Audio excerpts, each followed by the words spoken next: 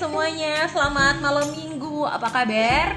Hari ini aku Alen, as always, setiap hari Sabtu bakalan nemenin kalian ngobrol-ngobrol sepanjang kurang lebih ya 40 menit ke depan dengan salah satu narasumber kita tentang pranikah ya. Jadi teman-teman yang masih dalam masa pacaran atau mungkin saat ini sedang mempertimbangkan lagi masa penjajakan, lagi pendekatan dan siap-siap untuk berpacaran. Nah, ini tepat banget, kita hari ini bakalan ngebahas tentang masa percintaan, masa yang paling indah, masa pacaran, masa yang paling indah.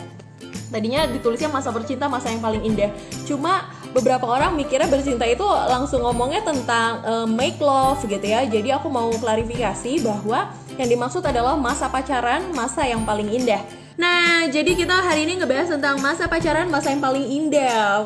For some people, biasanya ngomongin tentang pacaran tuh dibilangnya masa promosi, yang manis-manis aja kan yang ditunjukin gitu kan. Kayaknya kalau misalnya masih masa pacaran tuh kejeduk sedikit dibilangnya, aduh sakit, yang sebelah mana yang sakit, mau dibawa ke rumah sakit. Tapi begitu nikah nanti biasanya mulai deh tunjukin muka aslinya gitu kan.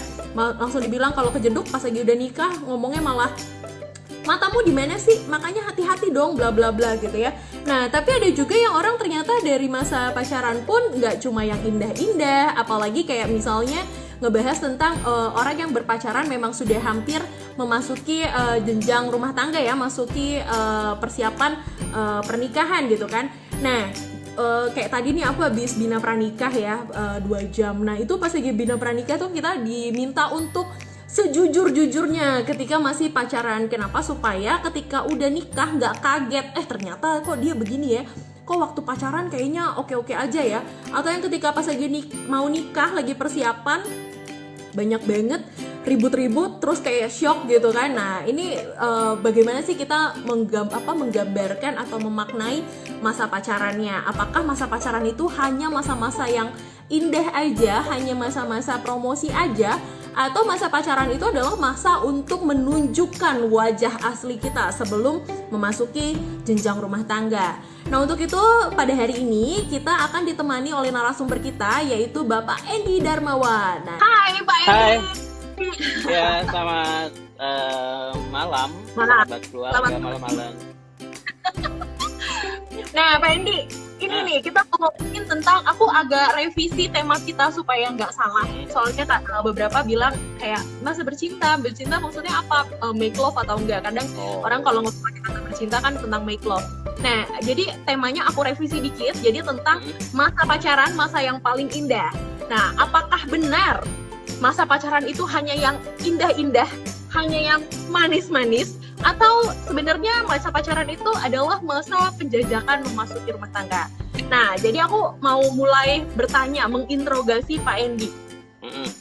Pak, zaman masih pacaran, aku tanya dulu deh Pak Andy, berapa lama sih Pak pacaran sama istri? 2 tahun, tapi kami sebelumnya memang sahabatan, jadi sudah cukup lama ya. Jadi proses pengenalannya enggak juga. Iya betul. Aku pikir teman tapi mesra. Tapi kami sahabatan, terus kemudian akhirnya kami marriage gitu. Jadi kalau dari pengenalan kayak kita udah nggak, ketika pacaran udah nggak kayak butuh waktu buat kenal lagi gitu. Jadi udah tinggal ya udah jalanin gitu. Nah, berarti kalau karena dari sahabat menjadi pacar, kemudian sekarang malah menjadi istri gitu ya. Nah, proses pengenalannya itu apakah sama Pak ketika masih bersahabat sama ketika pacaran? Atau jangan-jangan kayak pas lagi bersahabat kan biasanya orang all out banget ya, semua perasaannya gimana, nggak ada jaim-jaimnya. Nah, pas lagi pacaran ada perubahan nggak sih Pak? Enggak sih. Jadi sama memang jadi memang ketika sahabat kan memang kita sering share, sering curhat gitu. Jadi ketika pacaran tuh kayak beberapa hal jadi udah nggak perlu di-sharekan lagi gitu. Jadi kayak automatically dia udah tahu. Bahkan misalnya kayak hal-hal yang aku nggak suka, hal-hal yang aku suka, terus kayak pergumulanku, terus apa yang menjadi visi ke depan, pengen ngapain, harapan-harapan di dalam diri. Jadi kayak akhirnya ketika jalanin pacaran gitu ya, lebih ke kita mungkin bicaranya pasti lebih dalam lah. Kalau sahabat kan kadang masih ada batasan-batasan tertentu di mana kita nggak bisa sampai ke privasinya dia kan gitu. Tapi ketika sudah pacaran mungkin akan jauh lebih dalam lagi pertanyaan-pertanyaannya, karena bukan hanya menyangkut diriku kan, akan menyangkut dirinya.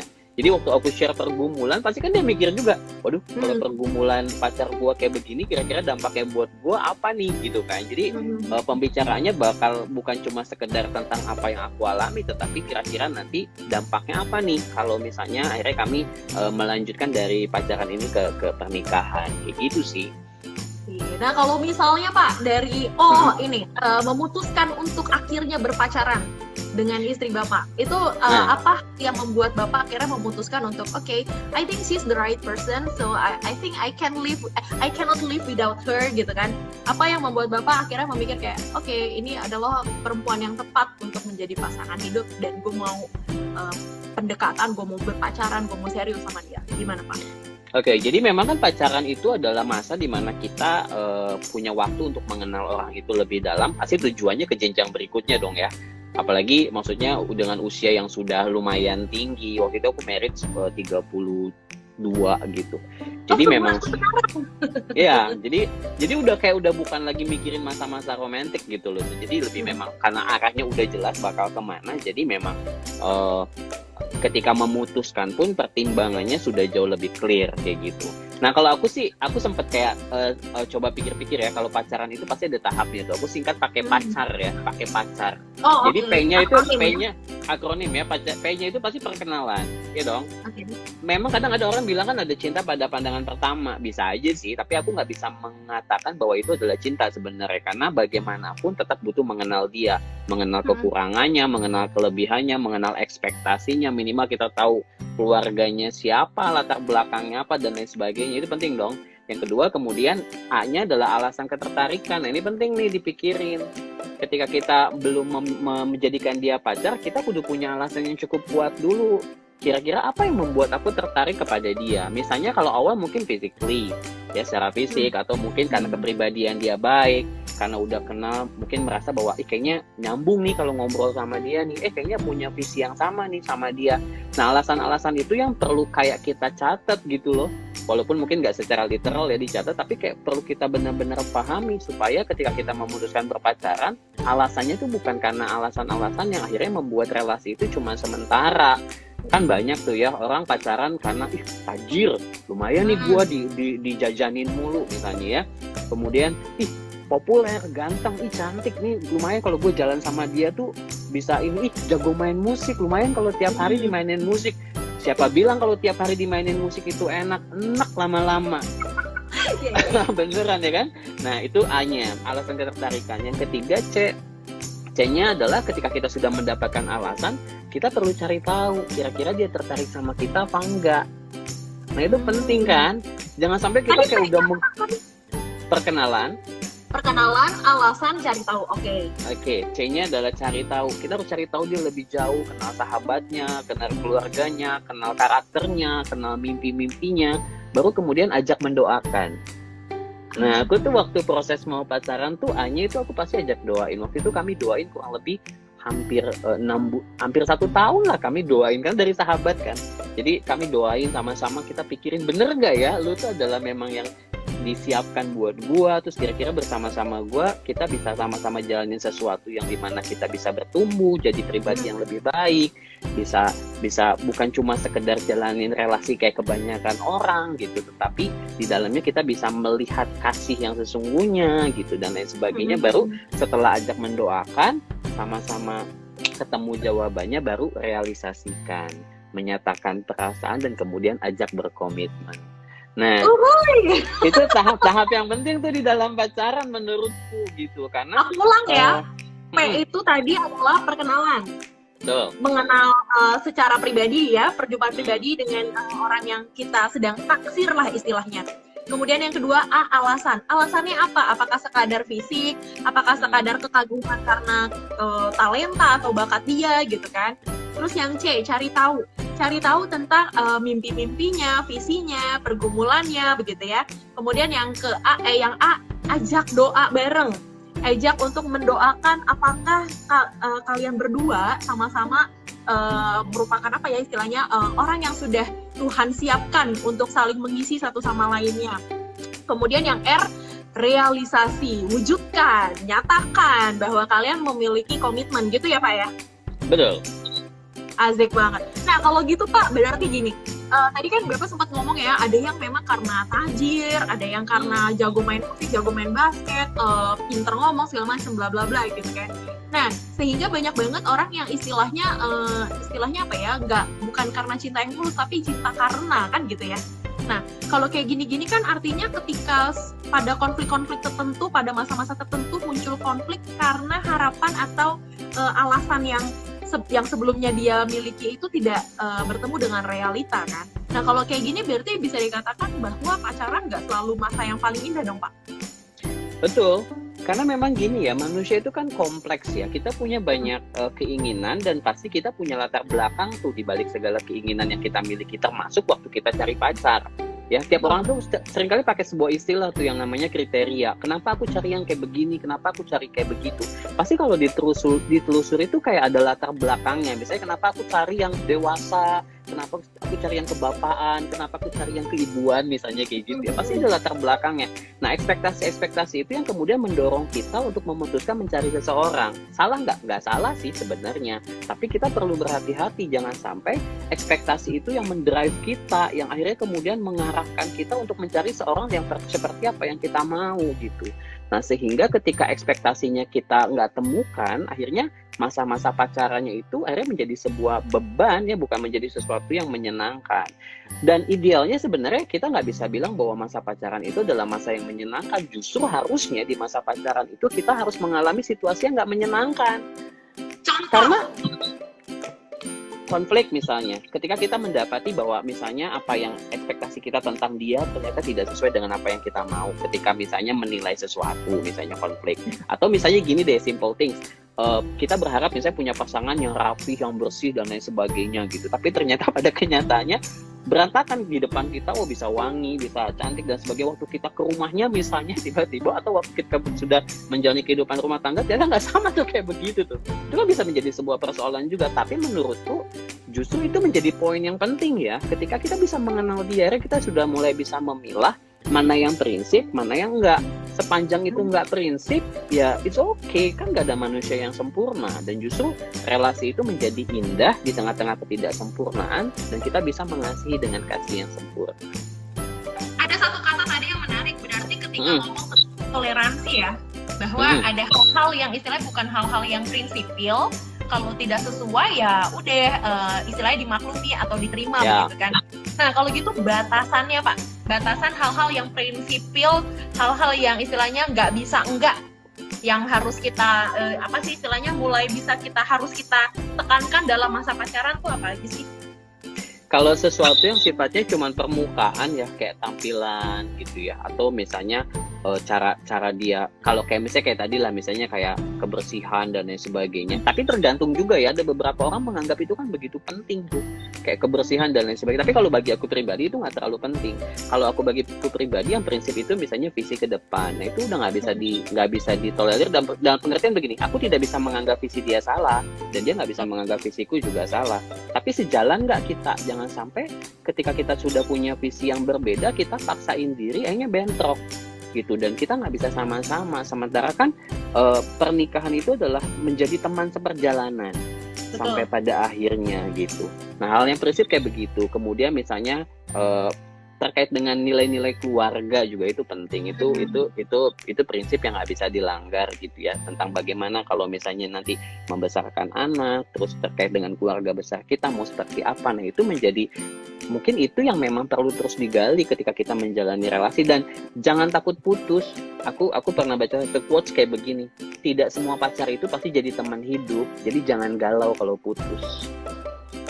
Kayak aku Pak, 6 tahun kemudian gak jadi, terima karena ternyata emang bukan calon teman hidup gitu ya, ada aja gitu. Nih Pak, kalau gitu aku mau nanya nih, berarti kita kan menggunakan term atau istilah indah ya. Nah, berarti kalau bisa diartikan sebenarnya indah itu bukan berarti tanpa konflik ya Pak ya? Ya, betul. Indah itu proses dalam arti kayak setelah konflik-konflik yang terjadi, kemudian ada toleransi, ada negosiasi gitu kan. baru menghasilkan sesuatu yang indah. Bener gak kayak gitu? Aku mungkin lebih setuju mengungkapkannya bukan pacaran yang indah ya, tetapi lebih ke pacaran yang sehat. Karena konotasinya ketika ngomongin indah itu kan kayak hal-hal yang menyenangkan, hal-hal yang kayak Iya banget. kayak berbunga-bunga gitu. Tapi justru lebih baik, lebih tepat mungkin pakai istilah pacaran yang sehat. Nah, ketika ngomongin pacaran yang sehat kan bukan berarti tanpa konflik. Ya, tapi justru di dalamnya adalah ada banyak hal yang membuat kita bertumbuh secara sehat, secara pribadi dan kita secara pasangan. Apa aja sih misalnya yang diperlukan di pacaran yang sehat? Komunikasi yang terbuka. Waktu kita terbuka komunikasi, apakah nggak akan mungkin terjadi konflik? Bisa terjadi. Justru kan di situ menjadi momen di mana kita bisa ungkapin, gue nggak suka nih sama lu kalau lu kayak begini. Kayaknya ada sesuatu yang salah deh dengan lu. Atau mungkin komunikasi yang terbuka juga bisa dalam bentuk pujian. Kok kayaknya bagus juga ya, dan gue appreciate dengan apa yang kamu lakukan dan lain sebagainya.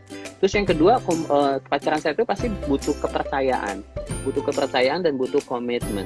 Nah, ketika ngomongin kepercayaan, mungkin ada konflik nggak? Mungkin aja, kan nggak ada manusia yang sempurna. Ada kalanya kita bohong juga, betul nggak? Lagi pengen pergi sama teman-teman, pacar kita maksa tuh pengen ketemu kita.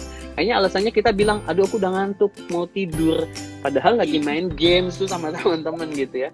Nah itu kan justru maksudnya akhirnya kita mulai belajar tuh membangun kepercayaan dan menjaga kepercayaan. Dan pacaran yang sehat itu pasti akan melewati masa-masa seperti itu.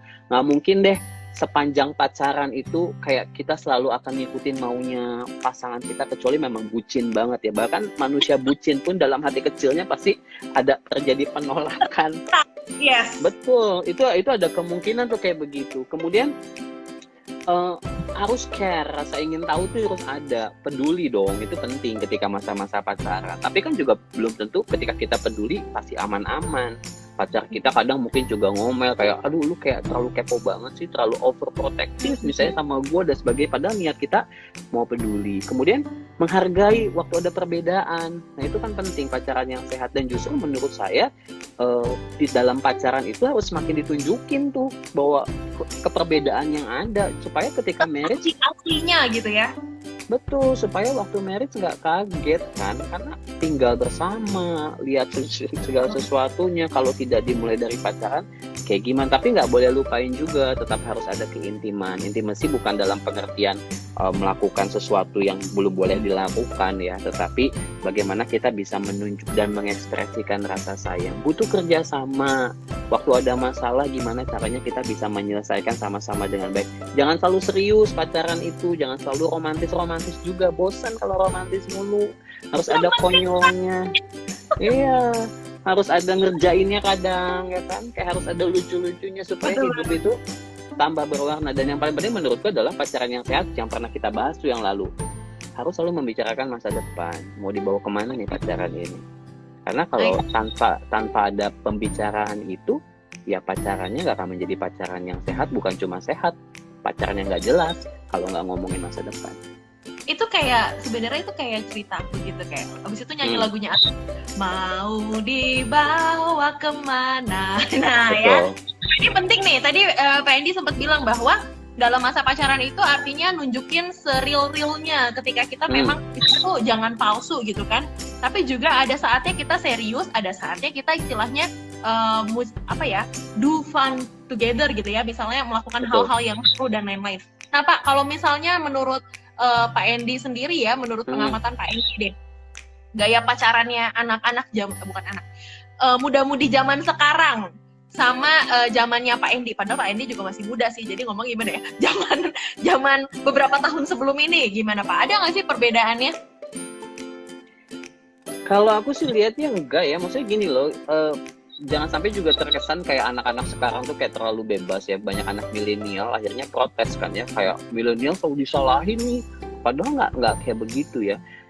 Mungkin lebih ke begini sih, anak-anak zaman sekarang tuh lebih ekspresif, lebih mengekspresikan cintanya lewat media sosial, jadi semua orang lihat. Kalau zaman dulu kan enggak, ekspresinya lewat surat cinta, ya kan, kartu pos, ya zaman pager dulu mungkin cuma kirim message by pager dan yang tahu tuh cuma pacarnya doang. Tapi zaman sekarang kan terbuka nih gitu. Jadi kayak kesannya kayak anak-anak sekarang itu lebih berani banget, padahal enggak. Karena kalau mau ngomongin pacaran yang nggak sehat, zaman dulu pun banyak kok orang-orang yang misalnya melakukan seks bebas. Itu nggak bisa dipungkiri gitu loh, ya termasuk zaman sekarang juga sama gitu. Nah tapi memang tetap akhirnya kita perlu melihat bahwa ya itu ya, maksudnya ketika kita menjalani pacaran ya, anak zaman sekarang tuh menariknya adalah begini, anak SD aja udah tahu tuh istilahnya pacaran. Jangankan anak SD, anak TK aja udah tahu istilahnya pacaran ya. Saya punya keponakan, jadi tiba-tiba pulang dia kayak senyum-senyum gitu, bahagia, ditanya kenapa? Iya tadi aku baru dikasih sesuatu sama temen ceweknya. Terus aku tanya, emang itu siapa pacar kamu? Terus dia kayak, dia nggak bilang iya, dia bilang enggak, tapi kayak tersipu malu gitu. Iya gitu. Nah itu anak zaman sekarang, pengaruhnya dari mana? Sinetron, tontonan mamahnya. Jadi anak-anak punya gambaran tentang pacaran walaupun tidak tepat. Nah itu yang menjadi persoalan nih. Banyak anak zaman sekarang nggak ngerti pacaran itu apa, cuman romantisme belaka yang dia tahu, kemudian mereka jalanin, akhirnya jadi salah kaprah. Ya masih untung kalau mereka nggak melakukan sesuatu yang belum boleh mereka lakukan, tapi cukup banyak juga yang akhirnya merasa dirinya nggak berharga ketika ditolak, ketika diputusin, ketika dia udah bucin banget, pacarnya nggak peduli. Nah itu kan menjadi persoalan karena mereka tidak cukup siap untuk pacaran. Itu sih menurutku. Sebenarnya kan kalau ngomongin bucin ya, alias budak cinta ya, aduh amat. Bucin itu sebenarnya mereka menjadi bucin karena mereka kan mendambakan ya kan, ada suatu utopia atau suatu situasi yang menjadi dambaan mereka bahwa itu akan indah kalau mereka diperbudak oleh perasaannya kan gitu ya. Nah, betul. Sehingga aku berpikir gini Pak, ketika ngomongin, ini by the way untuk sahabat keluarga, kalau sahabat keluarga ingin ikutan nimbrung, kalian boleh sharing, kalian boleh bertanya, atau kalian juga mungkin mau share tips supaya masa pacaran itu nggak melulu dipikirkan sebagai masa-masa romantisme gitu ya. Nah, kalau misalnya tentang bucin tadi gitu kan, bahwa mereka sering istilahnya pakai kontrol, mereka yang dikontrol oleh perasaan, dan akhirnya mereka tanpa sadar juga mereka dikontrol oleh pasangan mereka, even though mereka nggak tahu bahwa mungkin itu salah gitu kan. Artinya kan, berexample tadi kayak Pak Indi bilang bahwa ternyata ada beberapa yang sudah terlanjur untuk masuk ke dalam free sex gitu kan, bebas gitu. Nah, dalam hal ini aku ingin menggarisbawahi atau meng-highlight untuk perempuan. Banyak banget kan Pak yang kayak istilahnya mereka tahu bahwa sebenarnya ini hubungan udah nggak layak untuk dilanjutkan, tapi mereka sudah terlampau jauh dalam berhubungan, sehingga mereka merasa dirinya kayak, aduh abis ini gue nggak layak, kalau gue udah putus sama dia, siapa yang masih mau terima gue gitu kan. Nah untuk hal kayak gini menurut Pak Endi gimana? Iya betul, nah itu persoalannya. Kenapa itu terjadi? Karena banyak orang tidak cukup siap memasuki masa pacaran dan mereka tidak cukup dibekali dengan hal itu. Ditambah ada persoalan di dalam diri kan ya. Aku sih melihat begini, ketika seseorang sampai rela menyerahkan segalanya kepada pasangannya gitu ya, itu pasti karena memang ada latar belakang tuh di dalam dirinya. Misalnya dia butuh penerimaan, kemudian dia memang haus kasih sayang, sehingga sangat begitu mudah. Karena bagaimanapun kan kita melihat bahwa itu adalah sebuah kehormatan. Sebuah kehormatan bukan cuma buat perempuan ya, buat laki-laki juga. Kekudusan itu kan sebuah kehormatan gitu, dan itu menjadi sebuah persembahan kita di hadapan yang kuasa gitu nanti ketika kita menikah dan lain sebagainya. Nah ketika itu terjadi ya mungkin memang perlu berhati-hati ketika menjalani relasi pacaran, termasuk para perempuan. Jangan mudah begitu saja menyerahkan apa yang paling berharga di dalam dirimu, karena pasti menyesal. Walaupun memang menariknya gini Len, ada banyak juga yang menganggap itu biasa. Karena udah satu kali menyerahkan, kemudian diputusin, pisah, ketemu pacar baru, ya udah dia bilang ya udahlah, memang udah gua kasih kok gitu. Nah itu kan jadi sesuatu yang menyedihkan ya. Apalagi artinya mungkin dia jadi ya Pak ya, jadi suatu hal yang wajar gitu ya, sorry ya. Yes, apalagi kan mungkin banyak orang berpikir begini, belum tentu kalau aku nikah juga calon suamiku juga belum tentu tanda kutip terjaka misalnya. Zaman sekarang loh, masa masih, kalau boleh pakai istilah, masa zaman sekarang belum pernah melakukan hal kayak begitu. kayak Yes. cupu banget. Nah itu kan menjadi persoalan gitu. That's why akhirnya ya orang tua nih dalam hal ini ya, kalau ada sahabat keluarga yang adalah orang tua, memang perlu banget nih mendampingi anak-anak dan memberikan pendidikan seksual, kemudian termasuk ya dalam hal ini membahas soal pacaran yang sehat bersama dengan mereka. Karena pasti rasanya akan menjadi berbeda waktu kita menikah di dalam kekudusan sama menikah setelah itu. Walaupun kita nggak bisa judge orang ya, tiap orang bisa berubah, betul nggak? Walaupun dia pernah jatuh misalnya, tetapi alangkah indahnya kalau seandainya kita bisa mempersembahkan yang terbaik pada akhirnya nanti. Aku jadi ingat waktu itu aku pernah sharing di salah satu komisi pemuda remaja ya. Jadi aku waktu itu menggunakan istilah bahwa seks itu adalah anugerah, Pak. Bahwa seks itu anugerah. Jadi ketika anugerah berarti kan itu pemberian ya. Artinya Tuhan akan memberikan itu pada saatnya, kan begitu? Ya kan? Tapi ada beberapa yang memang tidak dianugerahi seks, dalam arti mereka yang dipanggil untuk hidup selibat, kan, sendiri gitu ya. Nah, jadi ketika kita memaknai seks sebagai sebuah anugerah, maka tidak boleh dicuri, ya kan? Yes. Itu istilahnya tadi Pak Endi ya, bahwa ada saatnya gitu. Dan ketika menikmati anugerah itu adalah baru suatu istilahnya suatu gift dari Tuhan gitu kan. Jadi ya sahabat keluarga, teman-teman, pemuda, pemudi, jangan lupa bahwa teman-teman sudah mendapatkan anugerah, dan anugerah itu akan didapatkan ketika kita sudah siap menerimanya, kan gitu. Jadi jangan curi start gitu kan. Nah ini juga seperti kayak istilahnya aku memaknai bahwa pernikahan itu suatu panggilan kan Pak. Bahwa nggak semua orang juga menerima panggilan untuk menikah, ya kan? Karena nanti kalau orang udah menikah pun nggak semua orang dipanggil untuk menjadi seorang ayah atau seorang ibu, ya kan? Betul. Semuanya itu ada istilahnya apa ya? Jadi makanya aku bilang tadi, kita ngomongin, aku setuju banget sama Pak Endi, kita ganti kata indah itu dengan sehat gitu kan. Karena yang di dalam suatu gambaran yang indah-indah itu artinya sesuatu yang selalu sama dengan harapan kita, padahal nggak semuanya itu sesuai dengan harapan kita gitu kan. Jadi aku yang curhat. Nah, Pak, kalau gitu ngebahas nih ya tentang masa pacaran dalam masa persiapan menuju pernikahan. Actually ini sebenarnya dalam konteks aku sih ya, bahwa kan ketika orang mau, kayak aku sama pasanganku kan masih dalam masa pacaran ya istilahnya, tapi kami dalam mempersiapkan pernikahan. Dan kurang 2 bulan, oh my god, berdoa, teman-teman tolong doakan saya ya. Nah, dalam masa persiapan itu kan ternyata hal-hal yang indah tadi, yang kita hapus kata indah itu ya, itu kan banyak banget justru yang nggak sesuai dengan harapan. Dalam masa persiapan ada yang konflik karena ini itu dan lain-lain. Nah kalau dulu Pak Endi sama istri gimana Pak? Dalam masa persiapan pernikahan itu konflik apa aja sih yang biasanya dihadapi dalam hal prinsipil? Kalau yang prinsip enggak sih, karena memang kita udah kenal lama ya, udah cukup deket lama gitu. Jadi ketika nyiapin justru paling hal-hal kecil aja yang jadi persoalan gitu. Kayak detail-detail doang kayak begitu. Jadi akhirnya memang cukup berjalan mulus karena ada cukup banyak yang support juga sih. Ya kita nggak bisa pungkiri kita tetap butuh orang lain untuk membantu kita gitu, karena ngurusin sendiri itu bikin stres. Karena kan sepanjang masa persiapan pernikahan kamu nggak bisa cuti. Aku juga waktu itu nggak cuti kan, nggak ada waktu yang kosong buat nyiapin semuanya. Jadi sambil kerja ya sambil nyiapin ini semua gitu. Jadi kalau aku lebih banyak konflik, tapi betul setuju sih. Ada kalanya mungkin lebih ke gini ya. Kenapa sih seringkali orang ribut ketika mau masuk masa pernikahan? Karena peralihan dari single menuju pernikahan itu nggak mudah. Itu tuh nggak mudah, betul nggak? Buat cowok misalnya, yang tadinya bisa bebas ngapain aja, mau tidur jam berapa, mau main games, mau ngapain, terus tiba-tiba ngebayangin, aduh ntar gue kawin, terus harus selalu sama-sama istri gue, terus nanti lama-lama dibatasin ini itu dan lain sebagainya misalnya. Kalau dulu gak sih bisa bebas, jadi itu kan pergumulan, itu nggak bisa dipungkiri.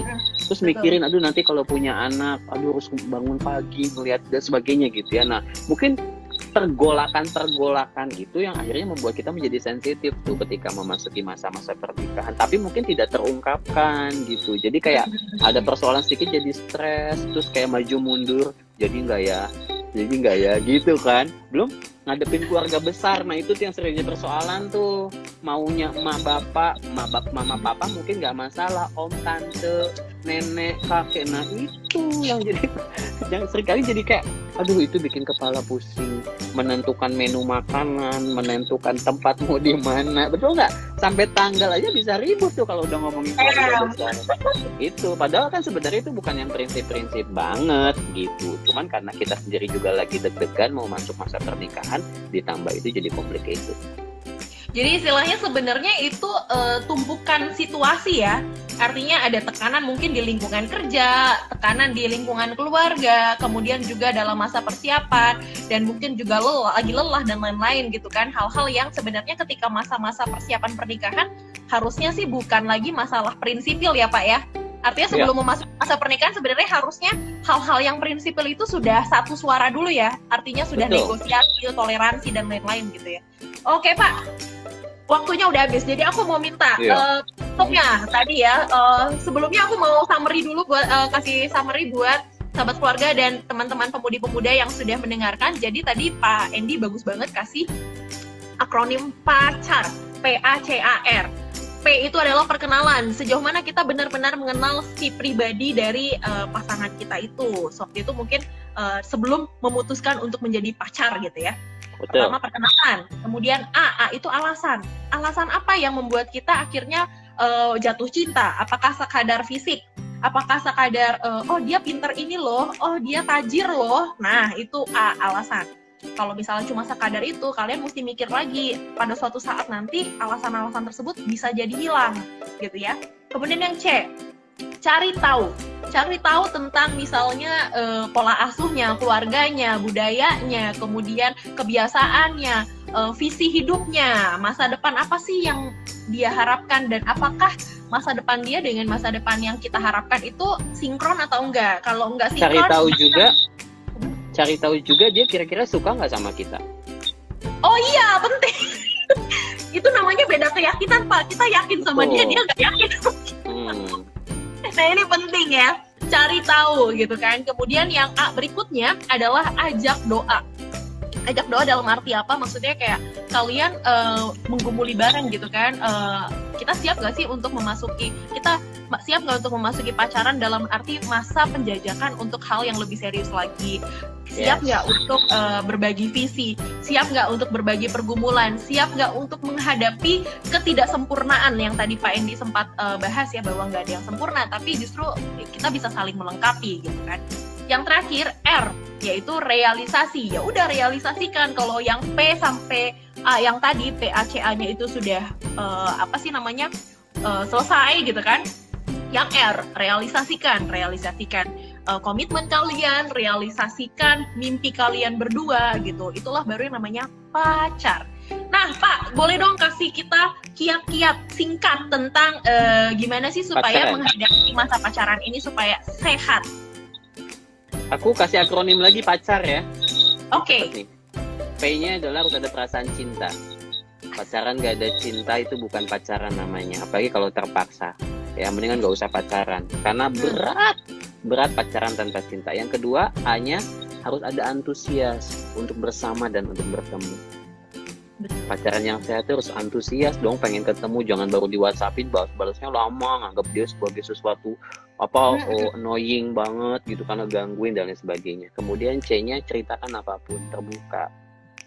Ceritakan apapun, pergumulanmu, mimpi-mimpimu dan sebagainya. A-nya angan dan harapan ke depan tuh kudu diomongin. Pacaran yang sehat. Dan yang R-nya adalah harus ada rindu. Kalau nggak ketemu dia, rasanya ada sesuatu yang kurang. Karena itu yang paling penting di dalam pacaran. Setuju nggak? Rindu. Pak, ulang. P tadi adalah perasaan cinta. Perasaan cinta. Kemudian A adalah antusias untuk bersama. Kita antusias nggak untuk bersama gitu kan. Untuk kemudian ketemu. Ceritakan. C-nya ceritakan. Pergumulan, ceritakan visi dan lain-lain. Kemudian A-nya lagi adalah angan dan harapan. Harapan gitu kan, dari kita kepada pasangan kita, mungkin pasangan kita juga menceritakan. Kemudian yang R terakhir adalah rindu. Pak, tapi kata Dilan rindu itu berat, gimana Pak? Justru karena berat harus ditanggung sama-sama. Oh gitu ya, oh bagus banget. Jadi justru karena rindu, kalian harus saling merindu satu sama lainnya supaya bebannya terbagi. Betul. Iya. Oke, thank you banget Pak Andy untuk Oke. kiat-kiatnya buat saya, juga buat teman Mudi Muda ya, supaya kita bisa menjalani masa-masa pacaran kita dengan masa-masa yang sehat. Sehat dalam arti mungkin berkonflik, tapi konflik itu bisa ditanggung berdua dan diselesaikan berdua. Oke, thank you banget Pak Andy. Jangan lupa ya sahabat keluarga, kalau misalnya sahabat keluarga masih mau banyak bergumul bareng sama kami tentang relasi, tentang keluarga, tentang masa pacaran, selalu stay tune setiap hari Selasa, Kamis, dan Sabtu jam 7 malam karena bakalan ada live streaming bareng dengan Family First Indonesia dan narasumber-narasumber yang tentunya sudah berpengalaman di bidangnya. Sekali lagi thank you Pak Andy, juga sahabat keluarga Sama-sama, semua. Len. Sampai jumpa di live streaming berikutnya. Bye-bye.